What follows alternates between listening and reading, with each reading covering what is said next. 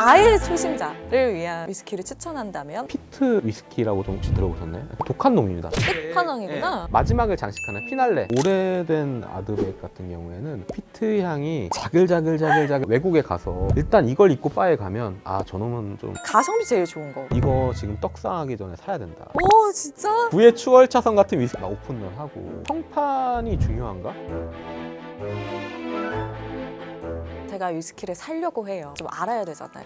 스코틀랜드 위스키부터 먹고 싶은데 지역별로 자연 환경도 중요하고 증류소의 특징도 있다고 하셨잖아요. 한번 딱 훑어주실 수 있으실까요? 스코틀랜드 위스키는 5개 지역을 크게 나눌 수 있어요. 하이랜드, 로우랜드, 스페이사이드, 캠벨타운, 아일라. 이게 좀 어려우실 5개. 수 있는데 스코틀랜드 뭐 지도가 있거나 이러면 제가 설명드릴게요. 지도 띄워드릴게요. 하이랜드 지역은 스코틀랜드의 이제 북쪽 지방. 하이랜드 안에 스페이사이드 강이 흐르는 지역이 있거든요. 로우랜드는 남쪽 지방. 왼쪽에 캠벨타운이 있고 그 다음에 아일라. 하이랜드 위스키 같은 경우에는 섬세하고 복합적이고 맛이 풍부하고 꽃향기, 꿀, 달콤한 과일이나 꽃 추운 지역이기 때문에 고속성 위스키들도 많이 나오거든요. 그 다음에 스페이사이드는 하이랜드의 일부거든요. 스코틀랜드 위스키 증류소 중에 대부분이 스페이사이드 지역에 위치해 있어요. 때문에 스페이사이드는 따로 이제 구분이 지어진 거라고 생각하시면 되고 스페이사이드는 글렌리벳, 맥켈란. 그다음에 로우랜드는 증류 방식에 차이가 있어요. 스코틀랜드 위스키들은 2번 증류를 하는데 로우랜드 위스키들은 3번 증류를 여러 번 할수록 부드러워집니다. 부드러운 풍미를 가진 게 로우랜드. 로우랜드는 오켄토션, 캠벨타운, 스프링뱅크랑 이제 글렌스코시아, 킬커란 3가지 증류소가 있는데 주질 자체가 조금 더 무거운 느낌이 있어요. 자디감이 있고 근데 아일라 섬은 증류소가 최근에 좀 늘어서 8개인가 9개? 특징은 특유의 피트 위스키라고 좀 혹시 들어보셨나요? 몰트를 건조를 할 때 그냥 스팀이나 가스로 가열을 하는 게 아니라 피트를 태우면은 피트를 뭐라고? 피트가 식물 퇴적층이라고 생각하시면 돼요. 석탄이 되기 전에 그거 자체는 향이 안 나요. 근데 그걸 태우면 특이한 막 소독약이라든가 뭐 이런 뉘앙스가 나거든요. 몰트를 건조를 할 때 피트에서 나오는 향이 그 몰트에 스며드는 거예요. 그게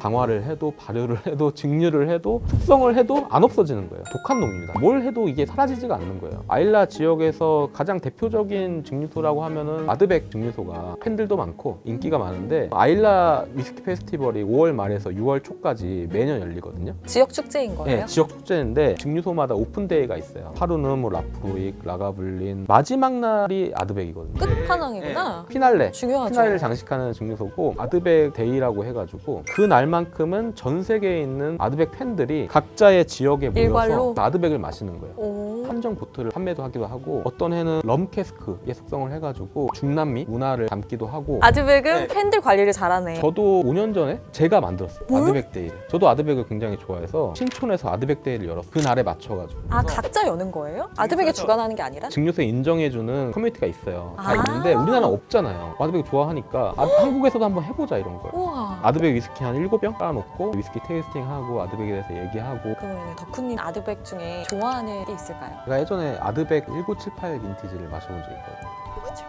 엄청 오래된 거네요? 78년에 증류해서 한 20몇 년 정도? 오래된 아드백 같은 경우 피트 향이 자글자글하게 느껴진다고 할까요?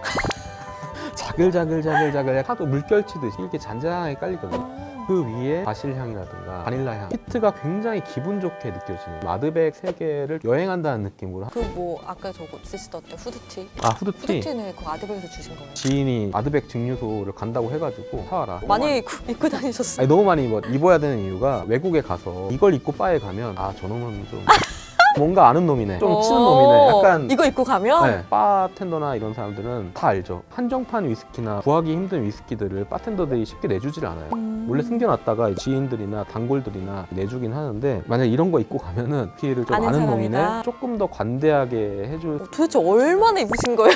모르겠어요. 해줬어. 조금 있으면 구멍 날 것 같아요. 이제 다른 분들도 취향을 찾기 위해서 가이드를 더 주셨으면 좋겠는데 완전 위스키가 처음이다. 아예 초심자를 위한 위스키를 추천한다면 어떤 게 좋을까요? 기본적으로는 피트가 맞는지 안 맞는지 일단 확인을 하시는 게 바에 가서 피트가 되게 중요한 거네요. 그럼요. 확연히 갈리니까 확연하게 취향이. 달라요. 서로 다른 특징을 가진 위스키 한 4개 정도 한 번에 주세요. 그러면 아드백 하나 시키시고 피트 없는 것 중에는 뭐 시킬까요? 버번 오크통 숙성 하나, 페리 오크통 숙성 위스키 하나, 알코올 훨씬 많이 들어가는 캐스크 스트렝스라는 PS 위스키라고 하는데 있는데 그런 것들 4개 정도 보시면 취향이 어느 건지 좀 알아가는데 시작 단계에서는 좋으시다. 버번오크 대표는 뭐 글렌모렌지 오리지널 같은 게 언제든지 구할 수 있고 병으로 사도 6, 7만 원? 재밌는 거는 글렌모렌지랑 아드백이랑 같은 회사, 같은 그룹 그래요? 소속이에요. 아드백은 피트, 글렌모렌지는 피트가 전혀 없어요. 체리 같은 경우에는 글렌드로낙, 캐스크 스트렝스 제품은 벤노막이라는 증류소가 강렬하면서도 맛과 향이 복합적이고 가성비 제일 좋은 거 또 궁금해요. 피디님 취향이에요. 5만 원 이상 안 먹는다. 5만 원 이상 안 먹는다. 블렌디드 위스키가 싱글 몰트 위스키보다는 싸요. 꼭 밍밍하다고 느낄 수도 있거든요. 그럴 경우에는 몰트 위스키 중에 가성비가 좋은 걸 찾아야 되는데 네. 탐나블린이라는 위스키가 있습니다. 탐나블린이요? 탐나블린. 적으세요. 탐나블린. 탐나시죠?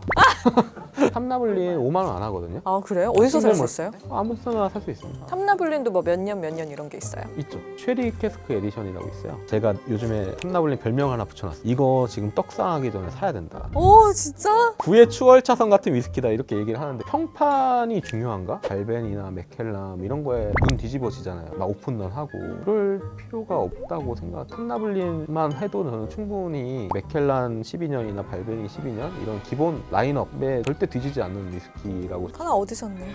사실 가격대만 가지고 답변을 달기엔 너무 어렵거든요. 전에 이런 위스키를 마셔봤는데 이 위스키 어떤 게 너무 좋았고 이런 느낌을 가진 위스키 중에 10만 원대 위스키가 있을까요? 이렇게 물어보면 너무 좋죠. 너무 행복한 질문이에요. 상상하고 답변 달아주고 이런 게 너무 즐겁거든요. 그렇게 하지 않고 그냥 무턱대고 가격만 딱 씹어서 얘기하면은 답변하기가 좀 어렵죠. 10만 원대 초반인데 고기랑 먹으면은 잘 어울리는 위스키 혹은 캠핑했을 때 그러면은 저는 여기도 있지만 아드백을 좀 추천을. 연기랑 잘 어울려서 아니, 너무 잘 어울려요. 불멍하면서 마시면은 피트 향 같은 게 모닥불 태울 때 나는 향하고도 또 어우러져가지고. 아드백 광고 아니 광고여서가 너무 지금 찰떡 같지 않은. 아니 그게 문제가 아니라 제가 추천하는 거는 동의할지 모르겠지만 네. 아드백은 네, 덕후님 추천입니다.